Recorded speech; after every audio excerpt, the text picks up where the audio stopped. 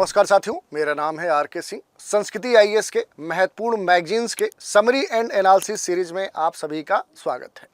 इस सीरीज के अंतर्गत आज के एपिसोड में हम जिस मैगजीन के महत्वपूर्ण आर्टिकल्स पर चर्चा करने वाले हैं वो मैगजीन है दिसंबर 2024 महीने की कुरुक्षेत्र मैगजीन। और इस मैगजीन्स में जो भी महत्वपूर्ण आर्टिकल प्रकाशित हुए थे उनमें से सबसे जो महत्वपूर्ण है उनकी चर्चा आज के एपिसोड में करेंगे और देखेंगे कि उन पर कैसे अहम प्रश्न आपके संभावित एग्जामों में पूछे जा सकते हैं और उनसे जुड़े हुए जितने भी महत्वपूर्ण तथ्य हैं, जो आयाम हैं, उन पर भी हम डिटेल से चर्चा करेंगे। तो चलिए शुरू करते हैं आज के एपिसोड की शुरुआत और देखते हैं कि आज के एपिसोड पर आधारित कौन से महत्वपूर्ण प्रश्न बन सकते हैं। उनकी एक झलक पहले आपको हम दिखा देते हैं और एपिसोड के अंत में इन पर हम डिटेल से चर्चा करेंगे कि आखिर जो हमने डिस्कस किया उस पर कैसे प्रश्न बन सकते हैं और उनके उत्तर कैसे लिखे जा सकते हैं। इस पर हम डिटेल से चर्चा करेंगे। तो देखिए, ये महत्वपूर्ण आर्टिकल्स पर आधारित ये संभावित प्रश्न है और ऐसे कई सारे प्रश्न आपके आज के एपिसोड पर बन सकते हैं और उनके उत्तर भी आप आसानी से लिख सकते हैं, लेकिन आपको ध्यान से आज का जो एपिसोड है वो देखना पड़ेगा। तो देखिए, अब शुरू करते हैं। आज का जो एपिसोड है ये देखें तो किस पर आधारित है। तो अपने देश में जो वरिष्ठ नागरिक हैं, जो बुजुर्ग हैं, जो ओल्ड लोग हैं, उन्हीं पर आधारित ये आज का एपिसोड है। वरिष्ठ नागरिकों को सामाजिक सुरक्षा जैसे प्रश्न पूछता है कि आखिर जो वरिष्ठ नागरिक हैं उनसे जुड़े हुए जो सामाजिक सुरक्षा जैसा मुद्दा है उसको कैसे हल किया जा सकता है। इससे जुड़े हुए सरकार ने क्या प्रयास किए हैं। इसके अलावा सामाजिक सुरक्षा को एक कल्याणकारी राज्य का एक अहम महत्वपूर्ण पहलू भी माना जाता है और इस कारण से ये भी पूछा जा सकता है कि सामाजिक जो सुरक्षा है ये कल्याणकारी राज्य के लिए एक महत्वपूर्ण पहलू है। इस कथन का जो अर्थ है, जो आशय है, वो आप स्पष्ट कीजिए। तो इन सभी बिंदुओं पर हम चर्चा करेंगे। अब शुरुआत करते हैं। अगर देखें तो अपने देश में जो वरिष्ठ नागरिक हैं इनके लिए कई सारे जो कार्य हैं वो सरकार के स्तर पे किए गए हैं, एनजीओज के स्तर पर किए गए हैं और इसके लिए प्रयास जारी हैं। तो आज इन्हीं से जुड़े हुए जितने भी अहम पहलू हैं उन पर चर्चा करेंगे। जैसे सामाजिक जो सुरक्षा है ये कल्याणकारी जो राज्य है उसी की एक महत्वपूर्ण कह सकते हैं आधार स्तंभ के रूप में है या उसका एक महत्वपूर्ण पहलू है। और अगर उद्देश्य की बात करें तो नागरिकों को जो अपने देश के बुजुर्ग ओल्ड सिटीजन्स कह सकते हैं उनके लिए उनके जीवन के विभिन्न चरणों में, जैसे बात करें कि जो ह्यूमन का जो नागरिकों का जीवन है, बाल्य अवस्था है, फिर युवा वर्ग है, फिर आपका देखें तो ओल्ड एज आता है। तो इस चरण में जो उनसे जुड़ी हुई जो कठिनाइयां हैं, जो परेशानियां हैं, उन्हीं से बचाने के लिए, उससे सुरक्षा के लिए खास तौर पे सामाजिक सुरक्षा की हम बात करेंगे। बुजुर्ग जो नागरिक हैं उनके लिए ये विशेष रूप से महत्वपूर्ण हो जाता है क्योंकि वे प्रायः जो ये एज है, जो ओल्ड एज है, इसमें आर्थिक जो समस्याएं हैं, स्वास्थ्य से संबंधित जो समस्याएं हैं, सामाजिक जो चुनौतियां हैं, उनसे कहीं ना कहीं ये घिरे होते हैं। और इस कारण से देखें तो भारत जैसे जो देश है, पहले यहाँ पारंपरिक रूप से संयुक्त परिवार का प्रचलन था। इस स्थिति में जो बुजुर्गों की देखभाल थी वो आसानी से हो जाती थी, लेकिन अब जो समय है, ये मॉडर्न जो एज है, इसमें जो अर्बनाइजेशन है, जो शहरीकरण है, वो तेज़ी से बढ़ रहा है। बदलते जो पारिवारिक ढांचे हैं, जो पहले ट्रेडिशनल कंबाइंड ज्वाइंट फैमिली होती थी, आज वो न्यूक्लियर फैमिली में तब्दील हो चुकी है। और इसी कारण से देखें तो इस बदलते पारिवारिक ढांचे और सामाजिक मानदंडों ने औपचारिक राज्य के हस्तक्षेप की जो आवश्यकता है उसे बढ़ा दिया है। तो इसी की आज हम चर्चा करेंगे और इससे जुड़े हुए जितने भी अहम पहलू हैं उन पर हम बात करेंगे। अब थोड़ा सा बात करते हैं भारत में बढ़ती हुई जो बुजुर्गों की आबादी है, इससे जुड़े हुए आखिर जो आंकड़े हैं वो क्या कहते हैं। तो देखिए, वर्तमान के आंकड़ों की बात करें तो वर्तमान में भारत में जो जनसांख्यिकी जो बदलाव है वो तेजी से हो रहा है। डेमोग्राफी जो चेंजेज हैं वो तेजी से देखने को मिल रहे हैं। जहां बुजुर्गों की जो आबादी है उसमें भी तेजी से वृद्धि देखने को मिल रही है। तो ये एक अहम मुद्दा है।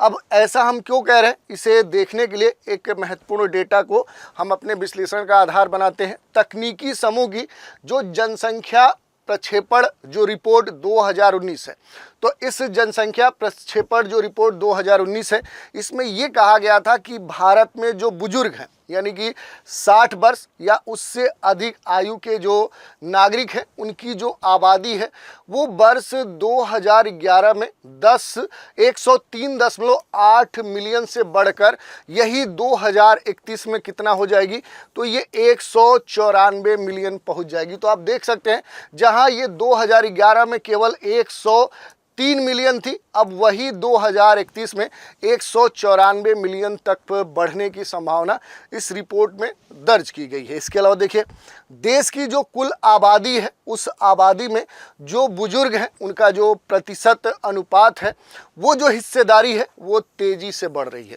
ऐसा क्यों कहा जा रहा है? तो देखिए, आज़ादी के बाद अगर हम देखें 1951 में जो कुल आबादी में जो ओल्ड सिटीजन्स हैं, जो बुजुर्ग हैं, उनका जो प्रतिशत था वो केवल 5.5% था।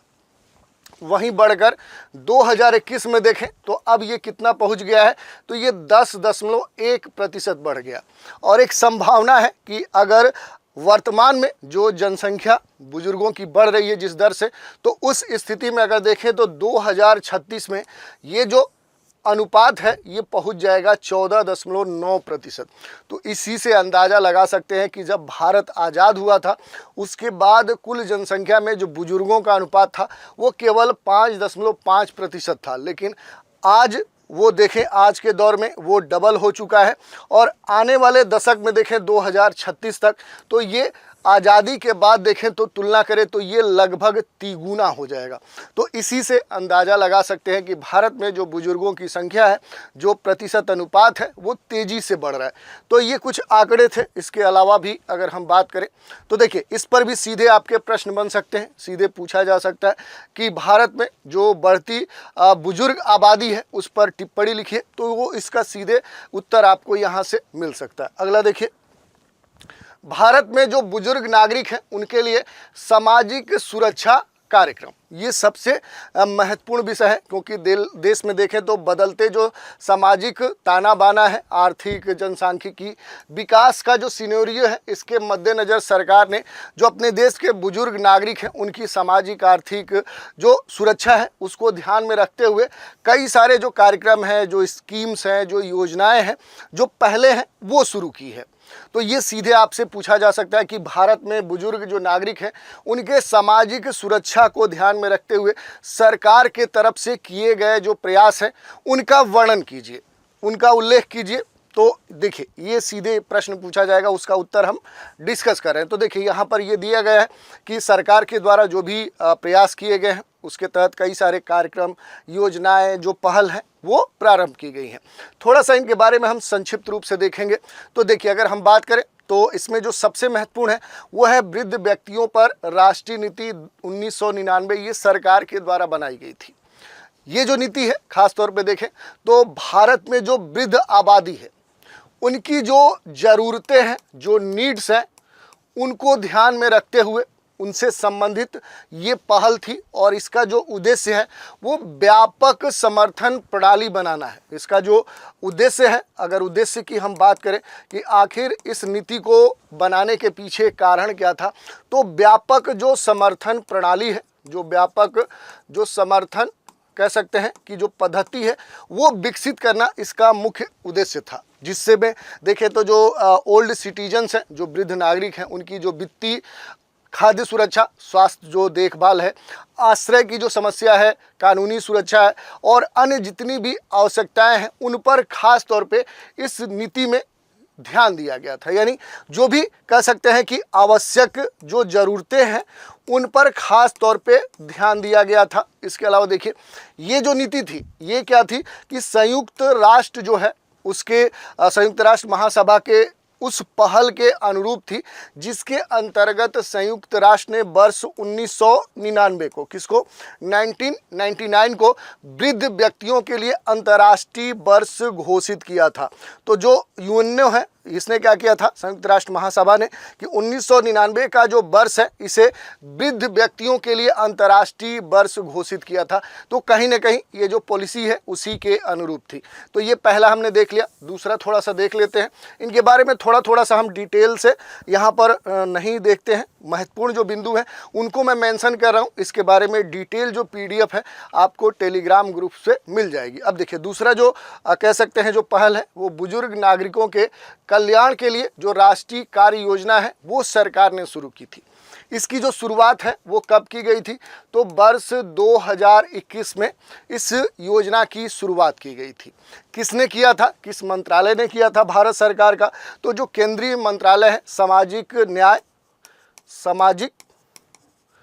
न्याय एवं अधिकारिता जो मंत्रालय है उसी के द्वारा इस योजना की शुरुआत की गई थी। तो एक तरह से देखें तो ये केंद्र प्रायोजित योजना है। अब महत्वपूर्ण बात होती है कि आखिर इस योजना के पीछे उद्देश्य क्या था सरकार का।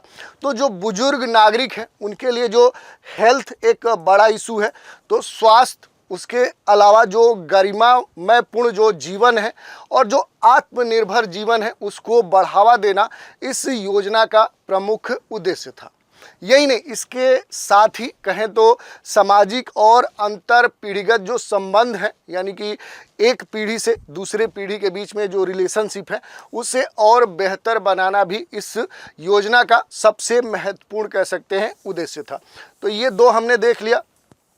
अब तीसरे की बात करते हैं। तीसरा क्या है, तो तीसरा है पेंशन और बीमा योजना।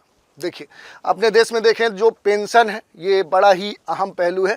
खास तौर पे जो ओल्ड सिटीजन्स होते हैं उनके लिए ये सबसे महत्वपूर्ण हो जाता है, क्योंकि इससे क्या होता है, तो जो फिनेंशियल सिक्योरिटी है, जो वित्तीय सुरक्षा है वो सुनिश्चित हो जाती है। और इसी कारण से जो बुजुर्ग हैं उनके लिए जो पेंशन है ये वित्तीय सुरक्षा का सबसे महत्वपूर्ण आधार है। भारत सरकार ने वरिष्ठ नागरिकों और समाज के जो कमजोर वर्ग के लोग हैं उनके लिए न्यूनतम आय सुनिश्चित करने के उद्देश्य से कई सारी जो पेंशन योजनाएं हैं उनको शुरू किया है।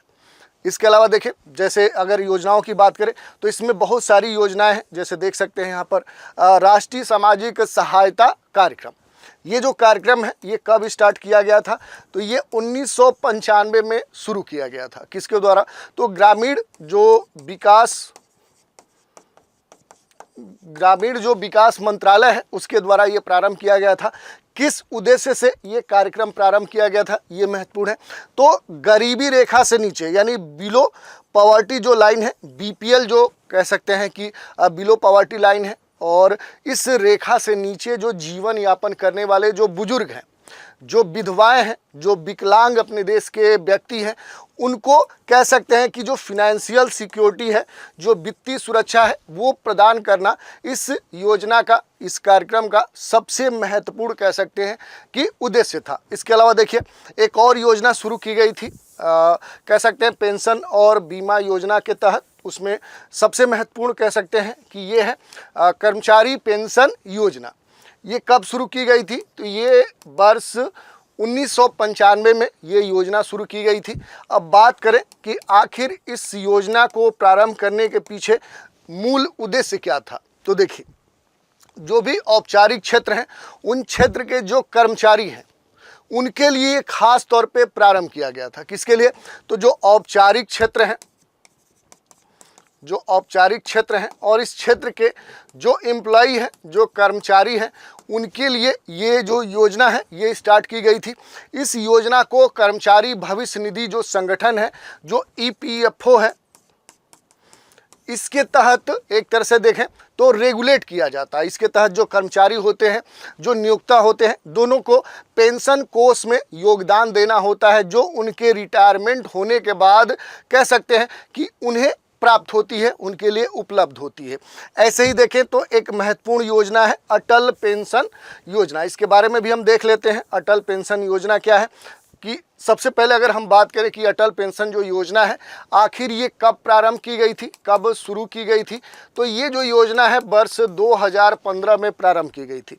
अब बात होती है कि आखिर उद्देश्य क्या था अटल पेंशन योजना को शुरू करने के पीछे, तो ये भी है कहीं ना कहीं जो असंगठित क्षेत्र है, जो असंगठित जो क्षेत्र है और इस क्षेत्र में कार्य कर रहे जो भी श्रमिक हैं, खास तौर पे उनके वृद्धावस्था के लिए जो आय सुरक्षा सुनिश्चित करना है, वो महत्वपूर्ण उद्देश्य था। कहीं ना कहीं जैसे देखेंगे आज गीग वर्कर्स हैं, जोमेटो, स्विगी, जो अमेज़ॉन, ऐसे कई सारे जो कह सकते हैं क्षेत्र हैं जो असंगठित हैं, वहाँ पर काम करने वाले जो कह सकते हैं कि यहाँ पर कर्मचारी हैं, उनके खास भविष्य को ध्यान में रखते हुए कि ओल्ड एज में उनके लिए कोई वित्तीय सुरक्षा होनी चाहिए, वो सुनिश्चित करने के लिए कहीं ना कहीं देखें तो ये योजना जो थी ये सबसे कारगर थी। ये जो योजना है खास तौर पे देखें तो इसमें आयु वर्ग को ध्यान रखते हुए संचालन इसका किया गया है, जिसमें एज की जो बात कही गई है, इसमें अगर एज की बात करें तो ये कहा गया है कि 18 वर्ष से लेकर 40 वर्ष ये जो आयु वर्ग है, इस आयु वर्ग के जो व्यक्ति होंगे उन्हें मासिक, तिमाही या वार्षिक स्तर पे 3 आधार रखे गए हैं। उस स्तर पे इन्हें योगदान के माध्यम से सेवानिवृत्ति के लिए एक बचत कह सकते हैं कि जो राशि है उसको प्रोत्साहित किया जाएगा, जिसमें देखें तो 60 वर्ष 60 ईयर्स जो है 60 वर्ष आयु होने के बाद संबंधित जो भी व्यक्ति होंगे उन्हें एक खास जो गारंटीकृत पेंशन है वो दिया जाएगा, और वो जो पेंशन होगा वो अलग अलग स्तर पे होगा। वो 1000 से लेकर 5000 के बीच उन्हें प्रदत्त किया जाएगा, उन्हें दिया जाएगा। तो ये हमने देख लिया अटल जो पेंशन योजना है उसके बारे में। इसके अलावा देखिए एक और योजना है प्रधानमंत्री वय वंदन योजना। अगर इस योजना की बात करें तो इस योजना की जो शुरुआत हुई थी वो वर्ष 2017 में हुई थी, ये जो योजना है। और ये जो योजना है ये सेंट्रल गवर्नमेंट की ही योजना थी। अब बात करें कि ये जो योजना शुरू की गई थी तो इस योजना का आखिर उद्देश्य क्या है, तो अपने देश के जो वरिष्ठ नागरिक हैं उनके लिए एक बीमा पॉलिसी जो सह पेंशन योजना है वो शुरू करना इसका लक्ष्य था। और इसी लक्ष्य के तहत देखें तो जीवन बीमा जो निगम है, जो LIC है, लाइफ इंश्योरेंस जो कॉरपोरेशन है, इसके माध्यम से 60 वर्ष जो 60 ईयर्स है और उससे अधिक आयु के जो वरिष्ठ नागरिक हैं उनके लिए विशेष रूप से खास तौर पे प्रधानमंत्री वय वंदन जो योजना है इसे शुरू किया गया था। इसके अलावा भी एक योजना थी जो प्रारंभ की गई थी, उस योजना का जो नाम है वो है प्रधानमंत्री सुरक्षा बीमा योजना। प्रधानमंत्री सुरक्षा बीमा योजना, ये योजना शुरू की गई थी। अब थोड़ा सा इस योजना के बारे में देखें तो ये जो योजना है ये 2017 में शुरू की गई थी। और किस उद्देश्य से ये योजना शुरू की गई थी, तो ये मूल रूप से 18 वर्ष से लेकर 70 वर्ष ये जो आयु वर्ग के जो लोग हैं उनको बैंक खाता धारकों के लिए एक सस्ती दुर्घटना बीमा योजना के रूप में इसे प्रस्तावित किया गया था। इसके तहत देखें तो जो वार्षिक प्रीमियम रखा गया था वो बड़ा ही कम रखा गया था। वार्षिक जो प्रीमियम था वो मात्र 200 रुपये रखा गया था। और इसमें ये कहा गया था कि ये जो योजना है ये दुर्घटना से मृत्यु या पूर्ण जो विकलांगता है उसके स्थिति में 2 लाख रुपए क्या किए जाएंगे, इस योजना के तहत प्रदान किए जाएंगे। और आंशिक विकलांगता के लिए 1 लाख रुपए का इस योजना में प्रावधान किया गया था। तो ये हमने देख लिया कि अपने देश में जो बुजुर्ग नागरिक हैं उनके सामाजिक सुरक्षा के लिए सरकार के स्तर पे कौन से प्रयास किए गए हैं, जिसके तहत कौन सी योजनाएं, कार्यक्रम, स्कीम्स या पहल प्रारंभ किए गए हैं, उनकी बारे में हमने डिटेल से चर्चा की। अब एक अगला विषय है कि अपने देश में वरिष्ठ नागरिकों के स्वास्थ्य के लिए कौन सी पहले प्रारंभ की गई है, ये भी सीधे आपसे प्रश्न पूछा जा सकता है। तो देखिए अपने देश में वृद्धावस्था में सस्ती और गुणवत्तापूर्ण स्वास्थ्य सेवाओं तक पहुंच सुनिश्चित करने के लिए भारत सरकार के द्वारा कई सारी जो स्वास्थ्य योजनाएं हैं, जो पहल है, जो कार्यक्रम है वो शुरू किए गए हैं। उनमें से जो सबसे महत्वपूर्ण है, जो कारगर हैं, जो व्यवहारिक स्तर पे, ज़मीनी स्तर पे सफल है, उनके बारे में हम चर्चा करेंगे। वो आपके सामने दिए गए हैं।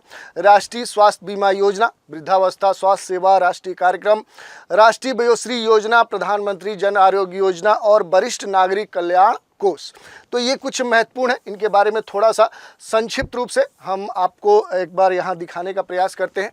तो देखिए अगर ऐसा प्रश्न पूछे तो उसमें कुछ कुछ की पॉइंट आपको पता होना चाहिए। जैसे देखिए राष्ट्रीय स्वास्थ्य बीमा जो योजना है ये कब शुरू की गई थी, तो ये जो योजना है ये 2007 में शुरू की गई थी। अगर बात करें कि किसके द्वारा शुरू की गई थी, तो जो श्रम रोजगार मंत्रालय है उसी के द्वारा ये जो योजना है ये शुरू की गई थी। खास तौर पे जो बीपीएल श्रेणी है, जो बिलो पॉवर्टी लाइन, ये जो श्रेणी होती है गरीबी रेखा से नीचे वाले जो लोग हैं, उनसे संबंधित जो असंगठित क्षेत्र के जो श्रमिक हैं, जो लेबर हैं, खास तौर पे उन श्रमिकों के लिए स्वास्थ्य बीमा जो कवरेज है वो ये योजना के तहत प्रदान किया जाता है। और इस योजना के तहत जो भी वरिष्ठ जो नागरिक हैं वो स्वास्थ्य बीमा योजना, गंभीर बीमारियों के लिए अतिरिक्त 30,000 रुपये कवरेज उन्हें प्रदान किया जाता है इस योजना के तहत। तो ये हमने देख लिया। इसके अलावा जो दूसरी योजना है उसके बारे में देखते हैं। ये है वृद्धावस्था स्वास्थ्य सेवा राष्ट्रीय कार्यक्रम। ये महत्वपूर्ण है क्योंकि इस कार्यक्रम को वर्ष 2010 में क्या किया गया था, शुरू किया गया था। और उद्देश्य क्या था, क्योंकि अगर हम बात करें तो ये जो कार्यक्रम है इसके पीछे कोई न कोई उद्देश्य होगा। तो उद्देश्य था जो भी अपने देश के वरिष्ठ नागरिक हैं उनके लिए विशेष व्यापक जो स्वास्थ्य सेवाएं हैं, जो कह सकते हैं कि हेल्थ सर्विस है, वो प्रोवाइड कराना इस कार्यक्रम का मूल उद्देश्य था। इसके अलावा देखिए एक और योजना है राष्ट्रीय वयोश्री योजना। इस योजना की जो शुरुआत की गई थी वो 2017 में की गई थी। इसके अलावा ये जो योजना है ये सामाजिक न्याय अधिकारिता मंत्रालय ने शुरू की थी। और उद्देश्य क्या था, तो वृद्धावस्था से संबंधित जो भी विकलांगताएं हैं, उनसे पीड़ित जो भी नागरिक हैं उनको विभिन्न जो उपकरण हैं, जैसे अगर कोई विकलांगता में देखें, अगर कोई फिजिकली हैंडीकैप्ड होता है पैर से, तो उसके लिए जो भी व्हील चेयर है, या इस तरह का अगर बात करें कि किसी का कोई अंग भंग हो जाता है तो उसके लिए जो भी कृत्रिम उपकरण की ज़रूरत पड़ती है वो इस कार्यक्रम के तहत, इस योजना के तहत प्रदान किए जाते हैं। तो ये हमने देख लिया। अगला देखते हैं। अगला जो योजना है वह है प्रधानमंत्री जन आरोग्य योजना। इस योजना के बारे में थोड़ा सा हम देख लेते हैं कि आखिर प्रधानमंत्री जन आरोग्य जो योजना है ये क्या है, तो कब शुरू की गई थी। तो ये जो योजना है ये 2018 में शुरू की गई थी। दुनिया की सबसे बड़ी स्वास्थ्य बीमा योजना घोषित किया गया था। जो वरिष्ठ नागरिक जो हैं अपने देश के, उन नागरिकों सहित आर्थिक रूप से जो भी कमज़ोर अपने देश के लोग हैं, जिनमें वरिष्ठ नागरिक भी शामिल हैं, उनके लिए अस्पताल में भर्ती हुए जो भी माध्यमिक और तृतीयक जो भर्तियां हैं उनमें जो भी खर्च होता है वो ये योजना के तहत कवर किया जाता है। और बड़ी ही चर्चा में रहने वाली ये योजना है। इसमें देखें तो प्रति परिवार, पर फैमिली अगर हम बात करें तो क्या प्रदान किया जाता है, तो प्रति परिवार प्रति वर्ष 5 लाख रुपए क्या किए जाते हैं, इस योजना के तहत स्वास्थ्य कवरेज प्रदान किया जाता है। तो इस कारण से देखें तो ये योजना काफ़ी चर्चा में रही थी। इसके अलावा देखिए एक और कहें इसके लिए प्रयास था, वो था वरिष्ठ नागरिकों के लिए एक कल्याण कोष का निर्माण। ये जो कल्याण कोष है इसे 2016 में, कब, तो 2016 में सरकार के द्वारा इसकी स्थापना की गई थी। और किस उद्देश्य से वरिष्ठ नागरिक कल्याण कोष की स्थापना की गई थी, तो वरिष्ठ जो नागरिक हैं उनके कल्याण को बढ़ाने के लिए जो भी वित्तीय सहायता है, जो फिनेंशियल जो सिक्योरिटी है, वो सुनिश्चित करने के लिए, इसी उद्देश्य को प्राप्त करने के लिए ये जो फंड है इसका निर्माण किया गया था। तो ये हमने देख लिया कि जो भी वरिष्ठ नागरिकों के लिए स्वास्थ्य सेवा पहले हैं जो सरकार के द्वारा संचालित की गई है, उनके बारे में हमने यहाँ पर जानकारी ली। अब देखिए एक महत्वपूर्ण विषय ये भी है कि जीविका और कौशल विकास के लिए अपने देश के जो भी वरिष्ठ नागरिक हैं उनके आजीविका के लिए, कैसे उनका जीवन आगे चलेगा, जीवन चलाने के लिए आप देखें तो बहुत सारी ज़रूरतें होती हैं। जहां सबसे जो महत्वपूर्ण होता है वो होता है आर्थिक ज़रूरत, देखभाल की ज़रूरत, स्वास्थ्य संबंधित जो समस्या हैं उनकी ज़रूरत, उनका कैसे जीवन आगे चलेगा, बहुत बोरिंग ना हो, बहुत कहें नीरस ना हो। और इससे जुड़े हुए जितने भी प्रयास किए गए हैं जो महत्वपूर्ण हैं उन पर आज हम चर्चा करेंगे। जो भी वरिष्ठ नागरिक हैं उनको अपनी आय बढ़ाने और उनकी जो उत्पादक गतिविधियां हैं उनमें वो लगे रहें, इसके लिए खास तौर पे उन्हें प्रोत्साहित करने के लिए सरकार के स्तर पे कई सारे जो कार्यक्रम हैं वो स्टार्ट किए गए। इसमें एनजीओ ने भी सहायता किया है। कुछ महत्वपूर्ण जो पहल है उनकी हम यहाँ पर चर्चा करते हैं। जैसे देखें, वरिष्ठ नागरिकों के गरिमामय पुनः रोजगार के लिए पहल की गई।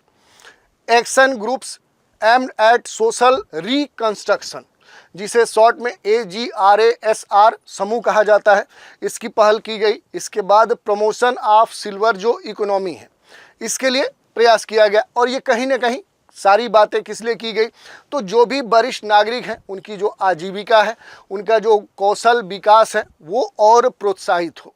थोड़ा थोड़ा इनके बारे में देख लेते हैं। जैसे अगर बात करें कि वरिष्ठ नागरिकों के गरिमा में पुनः रोजगार की जो बात की गई, इस पहल की जो शुरुआत की गई वो कब की गई, तो ये जो पहल है वो 2021 में इसकी शुरुआत की गई।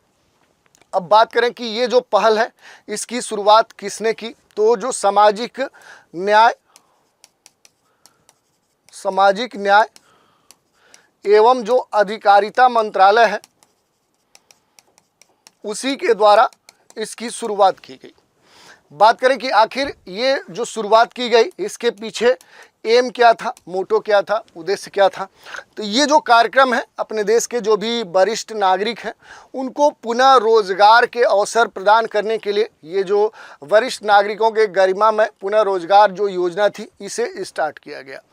दूसरा देखते हैं जो पहल है वो महत्वपूर्ण है, तो देखिए दूसरा है action groups and at social reconstruction. ये क्यों चर्चा में था, तो ये जो कहें समूह है ये वरिष्ठ नागरिकों को स्वयं सहायता जो समूह है वो बनाने के लिए क्या करता है, ये प्रोत्साहित करता है। क्या, तो जो स्वयं सहायता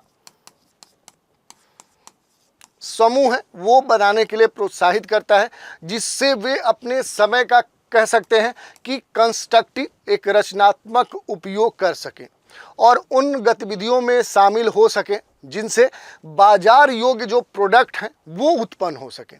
तो मूल रूप से कहीं ना कहीं जो आजीविका है और उनका जो अनुभव है वो यहाँ पर यूज करना और एक सामूहिक कह सकते हैं कि पहल के स्तर पे ये जो कार्यक्रम है ये स्टार्ट किया गया था।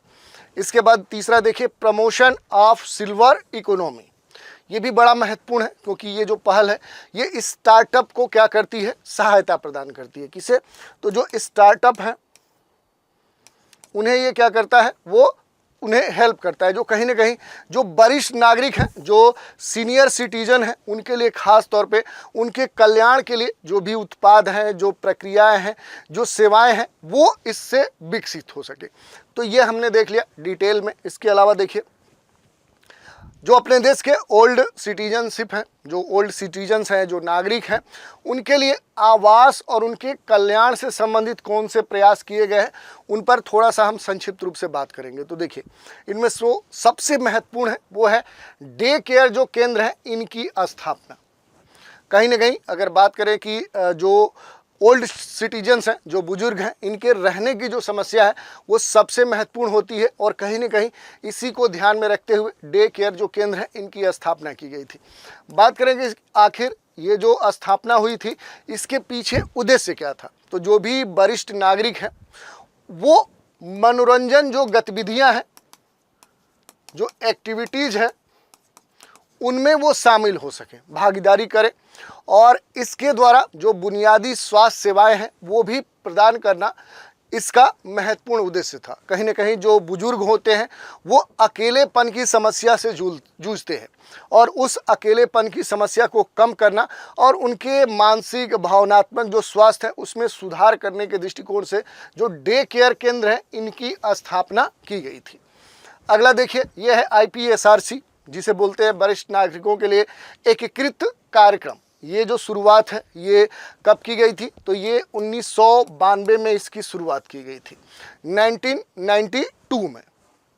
बात करें कि आखिर इससे लाभ क्या हो सकता है, तो जो भी सरकार है उसके द्वारा जो NGO हैं उनको अनुदान देकर जो वरिष्ठ नागरिक हैं उनके लिए जो वृद्धाश्रम होते हैं उनको सहायता प्रदान की जाती है इसके द्वारा। इसके अलावा देखिए जो रिवर्स मॉर्टगेज योजना है ये भी महत्वपूर्ण है। इसकी जो शुरुआत है ये 2007 में की गई थी। कब की गई थी, इस योजना की जो शुरुआत है वो 2007 में की गई थी। वरिष्ठ जो नागरिक हैं उनको अपने घरों को बैंकों के पास से गिरवी रखने और उसके बदले में नियमित भुगतान प्राप्त करने की ये जो योजना है ये अनुमति प्रदान करती है। क्योंकि जो भी बुजुर्ग हैं, जो ओल्ड हैं, जिनके अपने घर हैं, ये उनके लिए खास तौर पे एक वित्तीय सुरक्षा प्रदान करती है। ये जो योजना है ये उन बुजुर्गों के लिए खास तौर पे एक वित्तीय सुरक्षा प्रदान करती है जिनके पास अपना खुद का घर है। तो ये हमने देख लिया कि आवास और कल्याण योजनाएं कौन सी सरकार ने चलाई है। अब बात कर लेते हैं वरिष्ठ नागरिकों के लिए जो कानूनी सुरक्षा और अधिकार का जो अपने देश में प्रावधान है वो भी महत्वपूर्ण विषय है। तो इसमें दो तीन महत्वपूर्ण कह सकते हैं कि पहलू हैं। पहला जो है वो है माता पिता और वरिष्ठ नागरिकों का जो भरण पोषण और कल्याण जो अधिनियम 2007 है, ये सबसे महत्वपूर्ण है। राष्ट्रीय वरिष्ठ नागरिक जो नीति 2011 में बनाई गई थी ये भी काफ़ी महत्वपूर्ण है। वरिष्ठ नागरिकों के लिए जो हेल्पलाइन शुरू किया गया था ये भी महत्वपूर्ण है। थोड़ा सा हम की पॉइंट इनके बारे में देख लेते हैं। पहला जो है वह है माता पिता और वरिष्ठ नागरिकों का जो भरण पोषण और कल्याण अधिनियम 2007 है। इसके बारे में अगर बात करें तो भारत सरकार के द्वारा वरिष्ठ नागरिकों के कानूनी जो अधिकार हैं उन अधिकारों की जो सुरक्षा है उससे संबंधित जो अधिनियम है वो कब पारित किया गया था, तो ये 2007 में अधिनियम पारित कर दिया गया था। ये निर्धारित करता है अधिनियम कि बच्चों को जो उनके बुजुर्ग हैं, जो बुजुर्ग पेरेंट्स है, माता पिता हैं, उनका भरण पोषण करने का कानूनी दायित्व है। और इसके तहत बच्चों के द्वारा अगर उपेक्षा की जाती है, अपने बुजुर्ग माता पिता का परित्याग किया जाता है, तो इस स्थिति में जो भी वरिष्ठ नागरिक हैं वो कानून के समक्ष वो भरण पोषण का दावा कर सकता है। और इसमें वरिष्ठ नागरिकों को समय पर न्याय सुनिश्चित करने के लिए अलग से न्यायाधिकरण स्थापित करने का भी प्रावधान है। अगला जो है ये नीति है राष्ट्रीय वरिष्ठ नागरिक नीति 2011। ये जो नीति है ये खास तौर पे जो वरिष्ठ नागरिक हैं उनकी गरिमा, उनकी देखभाल, उनकी जो वित्तीय सुरक्षा है वो सुनिश्चित करने पर जोर देती है। ये जो नीति है खास तौर पे उनके स्वास्थ्य देखभाल, आवास, पेंशन जो कार्यक्रम है, ऐसे जो समस्याएं हैं उनकी तत्काल कह सकते हैं समाधान पर खास तौर पे बल देता है। इसके अलावा देखिए वरिष्ठ नागरिकों के लिए कई सारी जो हेल्पलाइन है इसकी शुरुआत की गई है। जो भी ओल्ड सिटीजन्स हैं उनकी सुरक्षा के लिए सरकार ने कई सारे जो गैर विभिन्न सरकारी संगठन हैं उनके द्वारा विभिन्न जो हेल्पलाइन है उनकी स्थापना की है। ये जो हेल्पलाइन है ये बुजुर्गों के साथ होने वाले जो भी मिसबिहेव हैं, जो दुर्व्यवहार है, जो फिनेंशियल समस्याएं हैं या इनकी जो उपेक्षा है, ऐसे जो मामले होते हैं उनका त्वरित स्तर पे निपटान करती है। तो ये हमने देख लिया वरिष्ठ नागरिकों के लिए जो कानूनी सुरक्षा और अधिकार का जो प्रावधान अपने देश में है वो हमने देख लिया। अब महत्वपूर्ण प्रश्न एक और बनता है कि अपने देश में वरिष्ठ नागरिकों के लिए जो सामाजिक सुरक्षा है, जो सोशल सिक्योरिटी है, इसको लागू करने के पीछे, इसके रेगुलेशन के पीछे आखिर कौन सी चुनौतियां सामने आती हैं।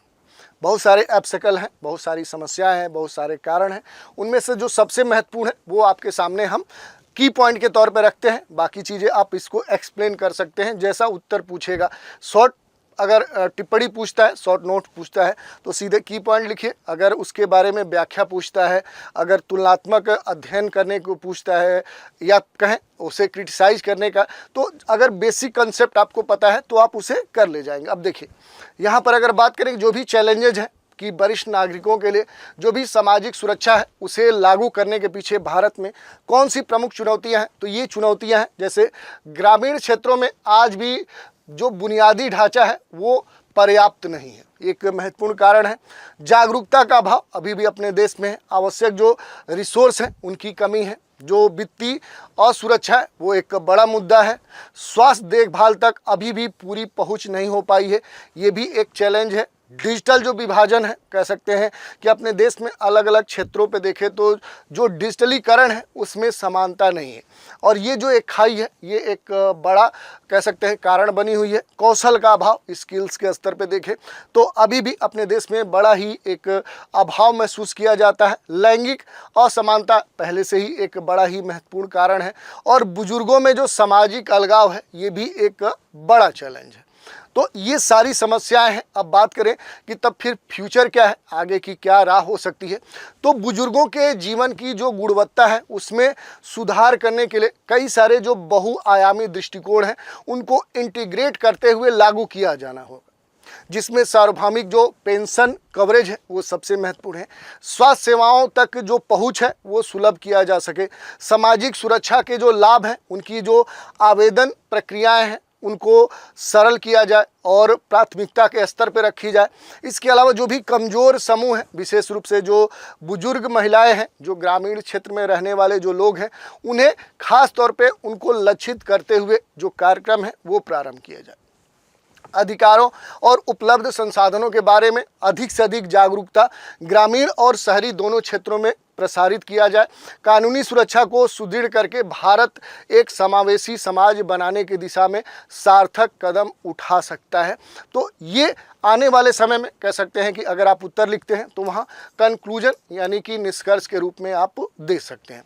तो ये एक लंबा क्वेश्चन था, उसके बारे में डिटेल से हमने चर्चा की। उस पर कई सारे टिप्पणी शॉर्ट नोट्स भी पूछे जा सकते हैं, वो भी आप यहाँ से लिख सकते हैं।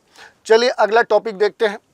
विकास और समृद्धि के लिए जो सामाजिक सुरक्षा है उस पर प्रश्न आपसे पूछा जा सकता है। कहीं ना कहीं देखें तो ये इसलिए महत्वपूर्ण हो जाता है क्योंकि अपने देश के जो बुजुर्ग हैं उनके विकास और समृद्धि से जुड़ा हुआ ये एक सामाजिक सुरक्षा का भी मुद्दा है। तो थोड़ा सा इससे जुड़े हुए जो भी पहलू हैं उन पर हम बात करेंगे, ठीक है।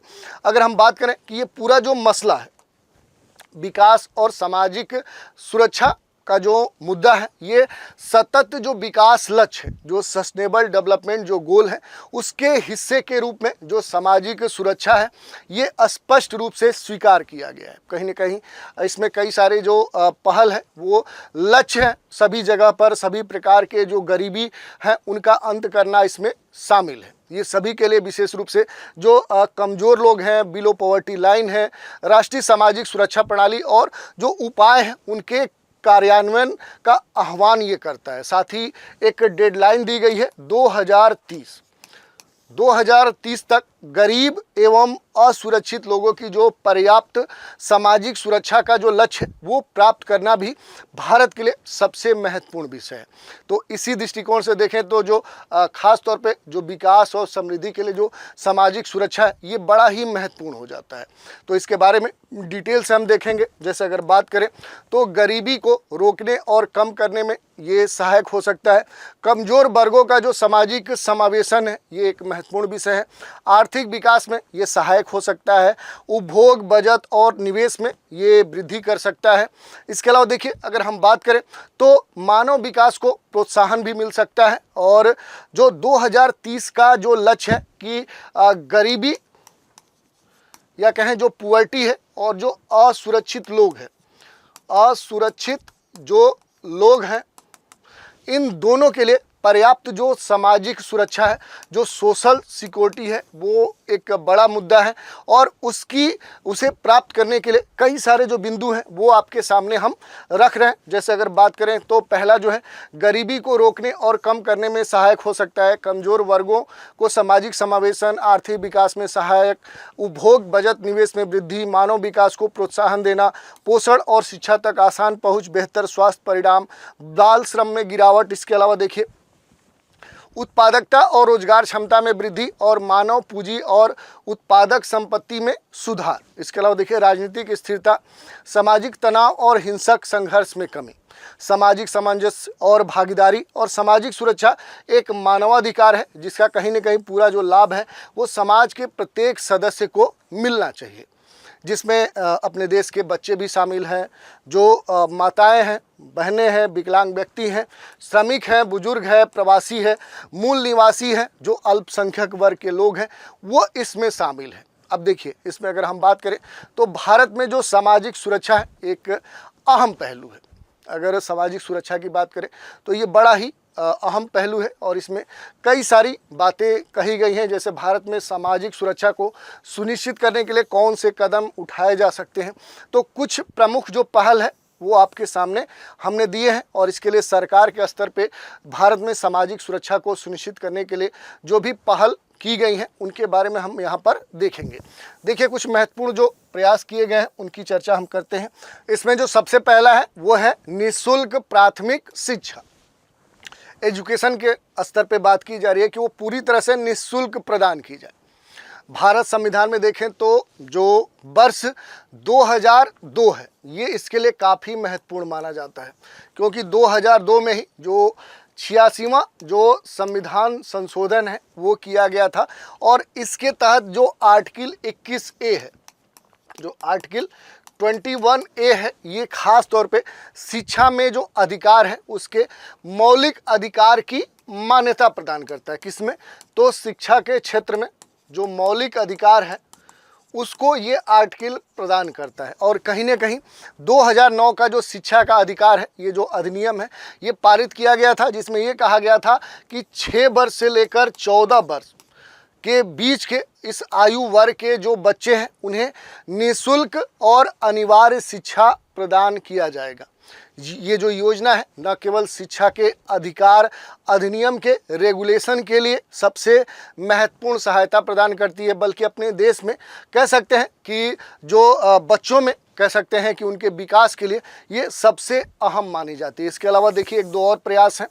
पीएम पोषण योजना, ये क्या है? पीएम पोषण योजना ये क्यों महत्वपूर्ण है? ये जो योजना है इसे सबसे पहली बार वर्ष 1995 में इसकी शुरुआत की गई थी। और इस योजना के तहत देखें तो मध्याह्न जो भोजन योजना है वो प्रारंभ किया गया था। मिड डे मील जो प्रोग्राम है वो स्टार्ट किया गया था, और अब इसे ही पीएम पोषण योजना के नाम से जाना जाता है। तो अब इसे किस नाम से जाना जाता है? तो पीएम पोषण योजना। और इसे पहले कहें तो मध्याह्न भोजन योजना के नाम से जाना जाता था। इसके तहत देखें तो सरकारी और जो अर्ध सरकारी या सहायता प्राप्त जो पूर्व प्राथमिक स्तर के जो विद्यालय हैं, उच्च प्राथमिक स्कूल हैं, वहाँ पढ़ने वाले प्रत्येक बच्चे को दोपहर का जो भोजन है वो मुफ्त में दिया जाता है। ये जो योजना है दुनिया के सबसे बड़े जो स्कूल भोजन कार्यक्रम है उनमें शामिल है।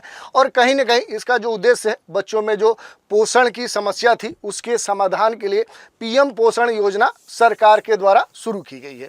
इसके अलावा देखिए खाद्य सुरक्षा के साथ जो सामाजिक सुरक्षा है ये भी एक अहम मुद्दा है। 2013 में देखें तो ये जो वर्ष है खास तौर पे राष्ट्रीय खाद्य सुरक्षा अधिनियम इस वर्ष पारित किया गया था। और कहीं ना कहीं जो भोजन का अधिकार है ये एक महत्वपूर्ण मानव अधिकार है।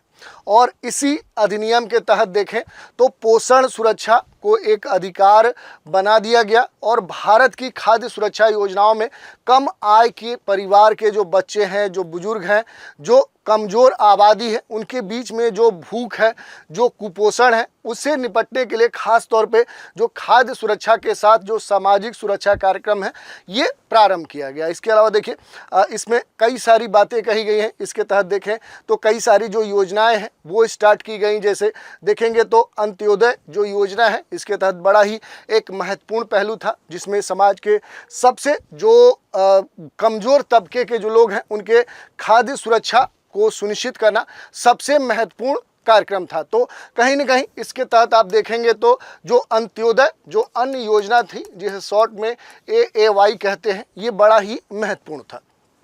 इसके अलावा देखिए गरीबों के लिए जो स्वास्थ्य बीमा कवर है ये भी महत्वपूर्ण है, क्योंकि वर्ष 2030 तक एक कहे तो डेडलाइन तय की गई है कि वर्ष 2030 तक सार्वभौमिक जो स्वास्थ्य कवरेज है संयुक्त राष्ट्र के वर्ष 2015 के अपनाए गए सतत विकास लक्ष्यों में से एक है।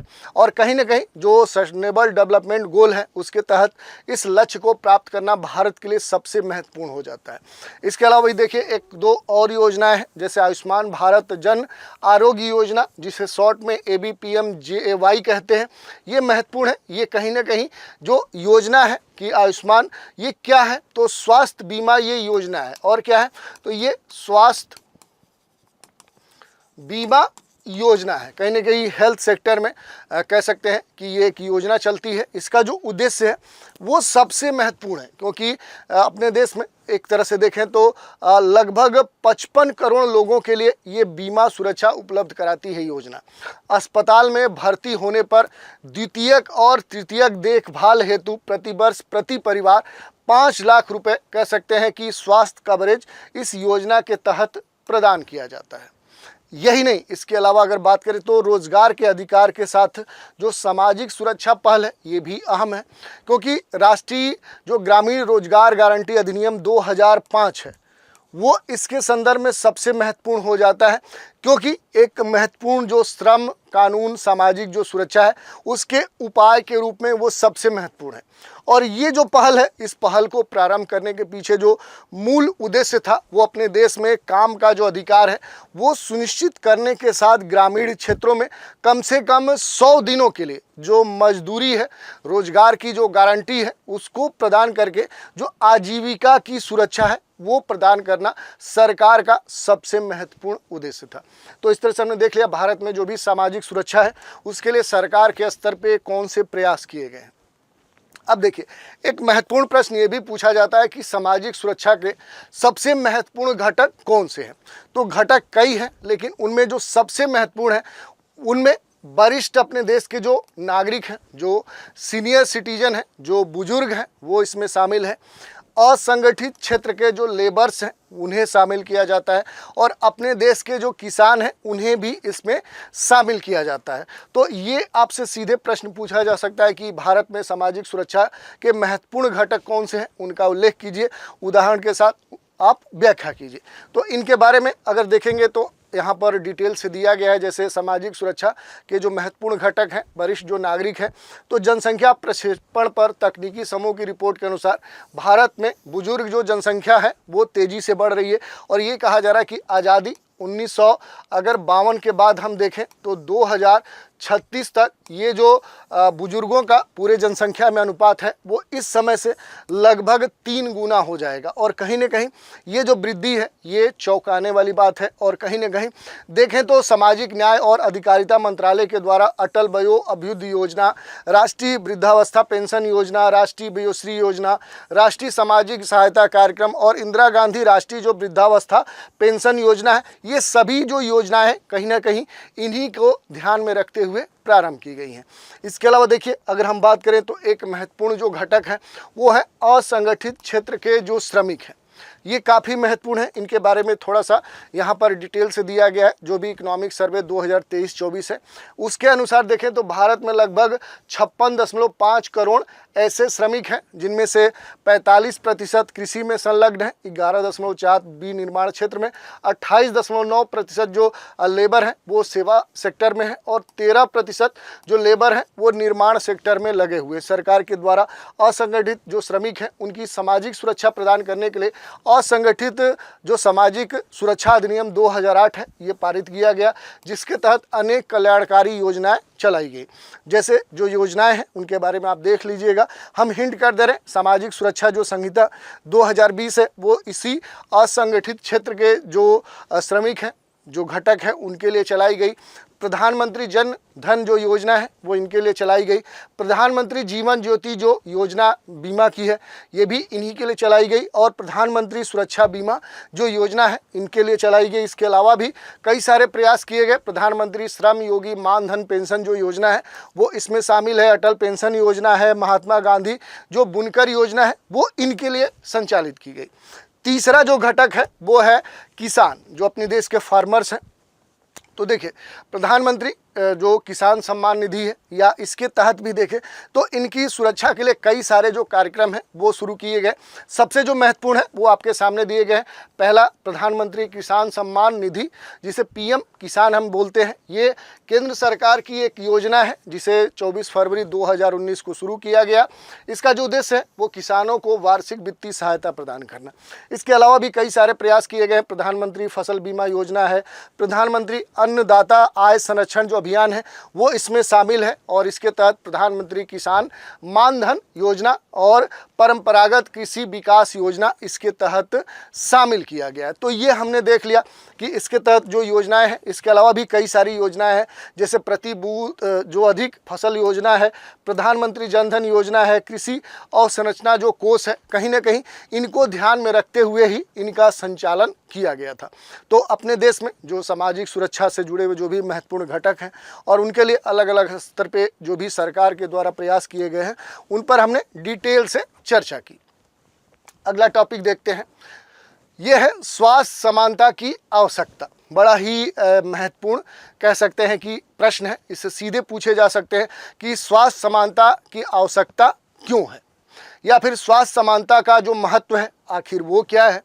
इसको सुनिश्चित करने के लिए कौन सी योजनाएं, कौन से प्रयास सरकार के द्वारा चलाए जा रहे हैं, और स्वास्थ्य समानता को सुनिश्चित करने और इसके रेगुलेशन के पीछे कौन से चैलेंजेज हैं, कौन सी चुनौतियां हैं, ये आपसे सीधे पूछे जा सकते हैं।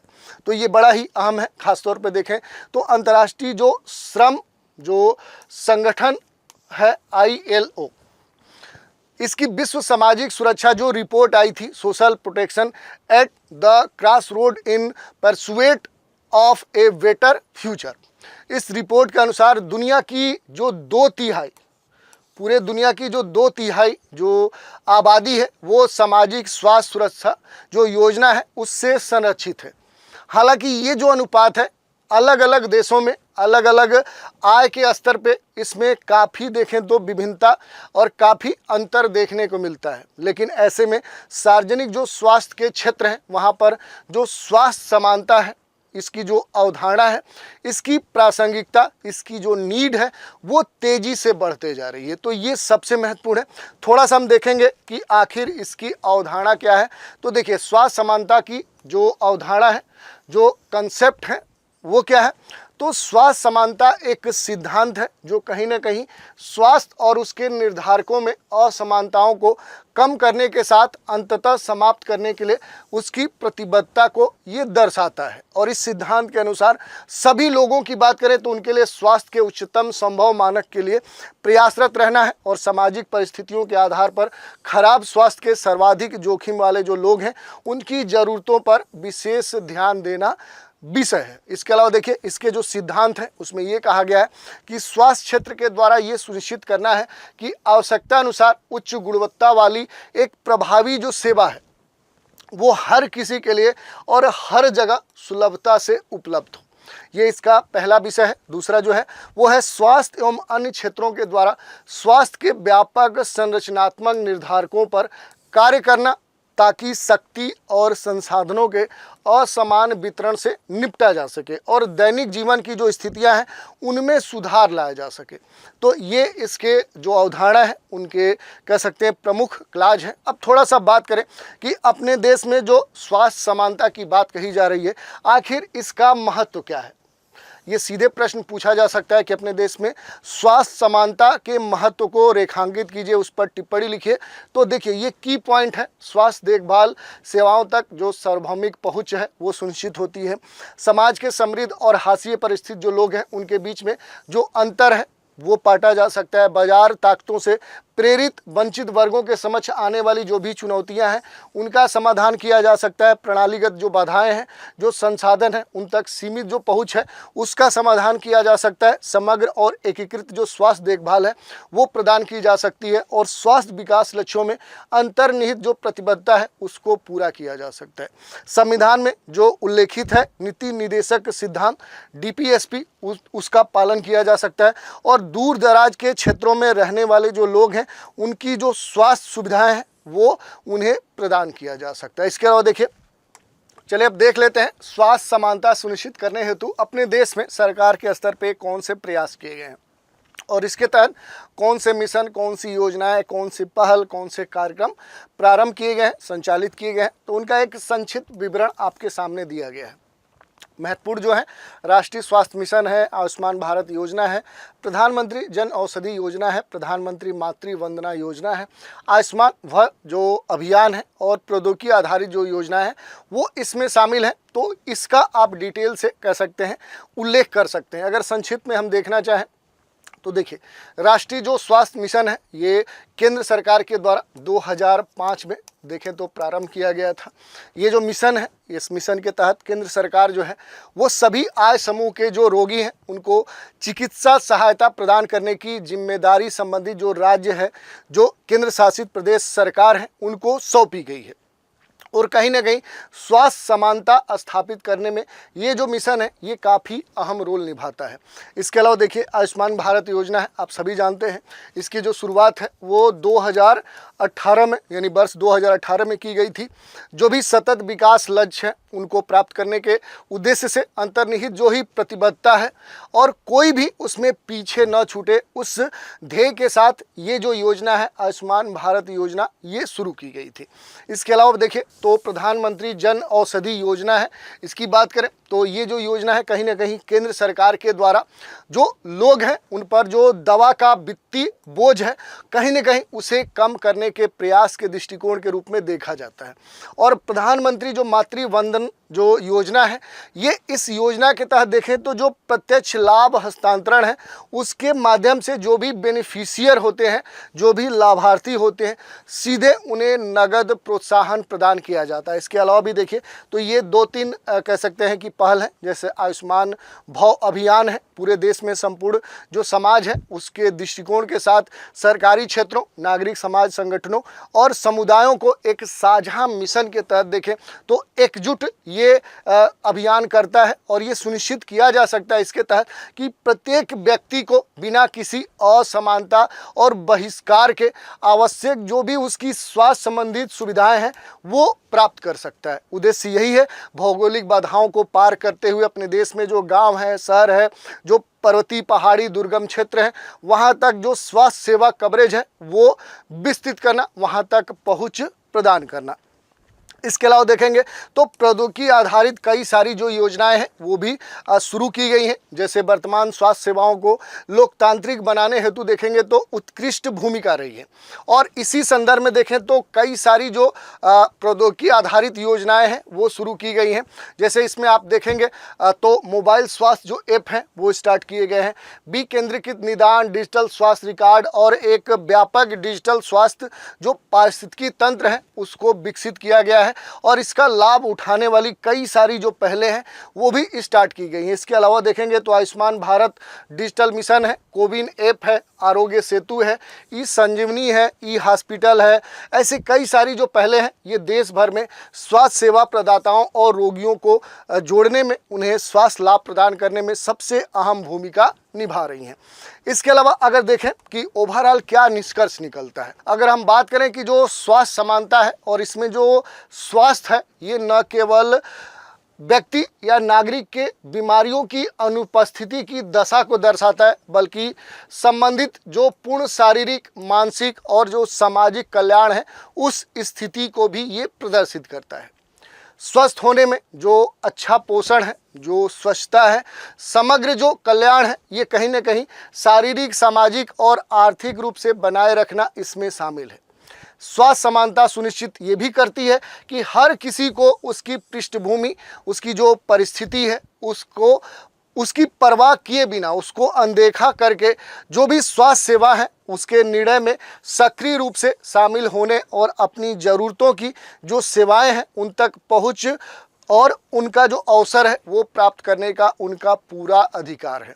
तो ये हमने देख लिया, आज जो भी महत्वपूर्ण टॉपिक्स थे उन पर हमने चर्चा की।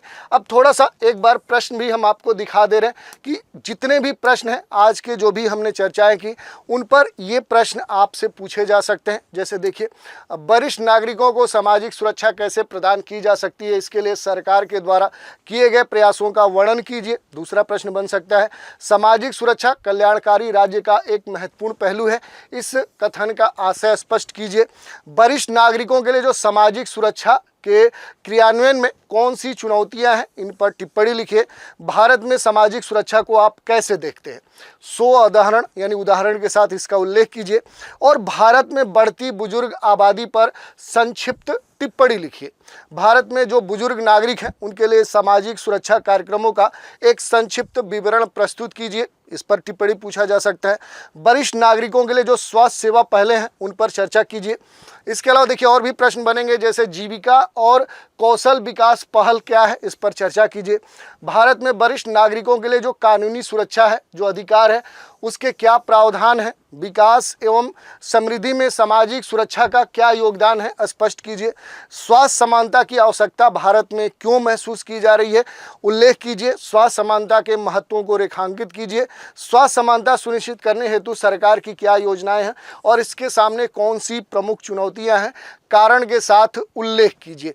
तो इस तरह के बहुत सारे जो प्रश्न हैं वो आपके बन सकते हैं और इन्हीं को ध्यान में रखते हुए आज की जो चर्चा है उसको हमने की। तो आज के एपिसोड में इतना ही रखते हैं। आप सभी को आज का एपिसोड कैसा लगा, अपनी प्रतिक्रिया कमेंट के माध्यम से ज़रूर हम तक प्रेषित कीजिए। तो आप सभी हमारे साथ बने रहें, इसके लिए आप सभी को धन्यवाद।